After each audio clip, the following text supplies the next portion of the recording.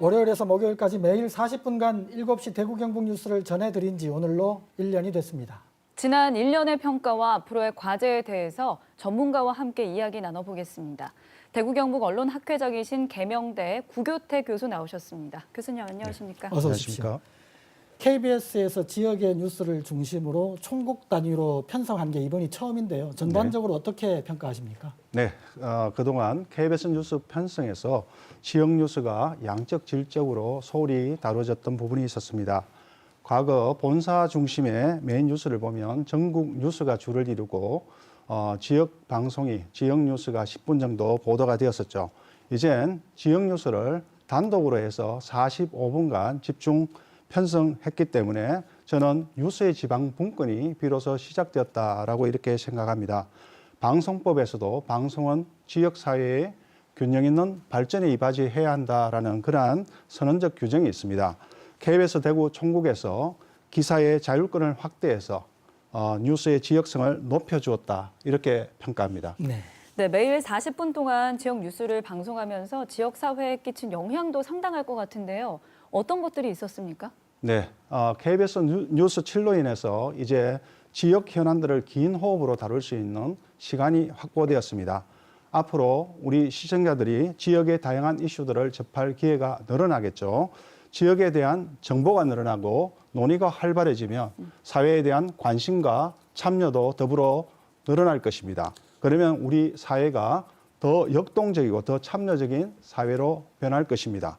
지역 사회에 대한 뉴스의 영향력을 생각하면 갈등적이고 피상적인 이슈보다는 지역민의 삶과 직결된 본질적인 이슈들을 더 다뤘으면 합니다. 네. 1년 전에 7시 대구 경북 뉴스가 시작된 뒤에 공교롭게도 대구에서 코로나 1차 대유행 사태가 이제 벌어졌거든요. 네.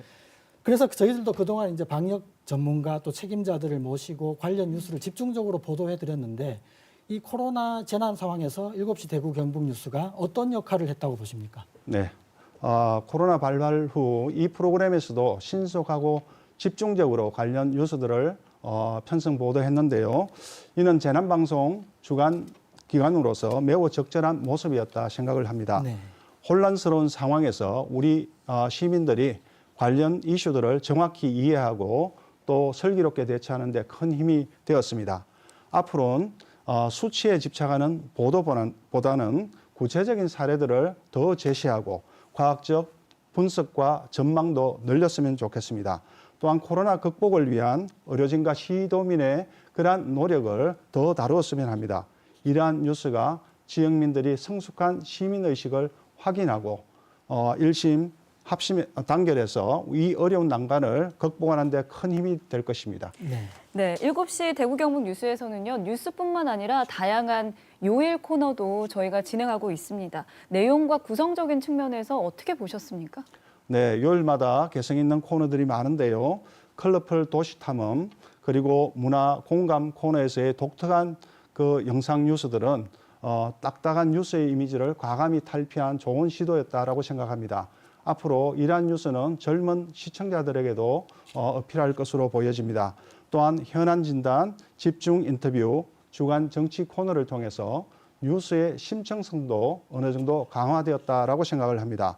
그동안 조명받지 못했던 이슈 그리고 소외되었던 시민들의 목소리를 더 많이 다루었으면 합니다.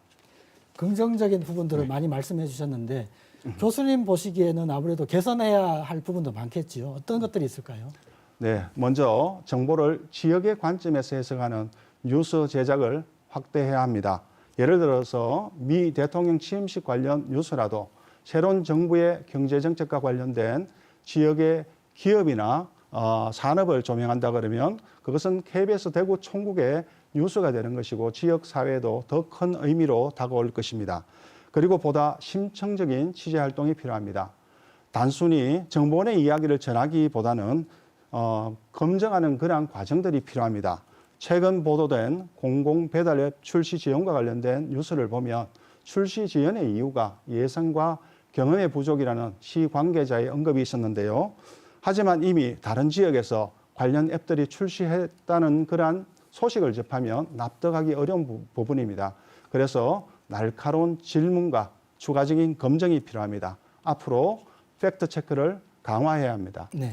네, 4차 산업혁명 시대다 이런 말이 있잖아요. 지역 중심의 7시 뉴스가 생존하기 위해서는 앞으로 어떤 변화가 필요할까요? 네, 디지털 시대에서 정보는 큰 자산입니다. 이미 이 프로그램에서도 빅데이터 분석 결과들을 뉴스 제작에 적극 활용하고 있는데요. 앞으로 정보의 시각화 그리고 콘텐츠 유통의 활성화에 더 노력했으면 좋겠습니다. 빅데이터 분석 결과를 제시할 때 더 입체적이고 세련된 인포그래픽 등을 활용하면 뉴스에 대한 주목도도 높아지고 의미도 더 효과적으로 전달될 것입니다. 또한 소셜미디어에 뉴스 아이템을 제공하는 방식도 개선할 필요가 있습니다. 마지막으로 7시 대구 경북 뉴스 시청자들에 대한 당부의 말씀 부탁드립니다. 네, 이번에 대구 KBS 총국이 의욕적으로 시작한 이 프로그램이 지역사회에 오랫동안 유지되었으면 합니다. 이를 위해서는 우리 시민들의 참여와 관심이 중요한데요. 이 프로그램에 여러분의 적극적인 제보와 의견 개진을 부탁드립니다. 여러분이 함께 만들어 간다라는 그러한 공영방송의 인식이 중요하고요. 방송의 발전은 깨어있는 시민과 더불어 가능하다는 생각이 중요할 것 같습니다. 네, 구교태 교수님 오늘 말씀 감사합니다.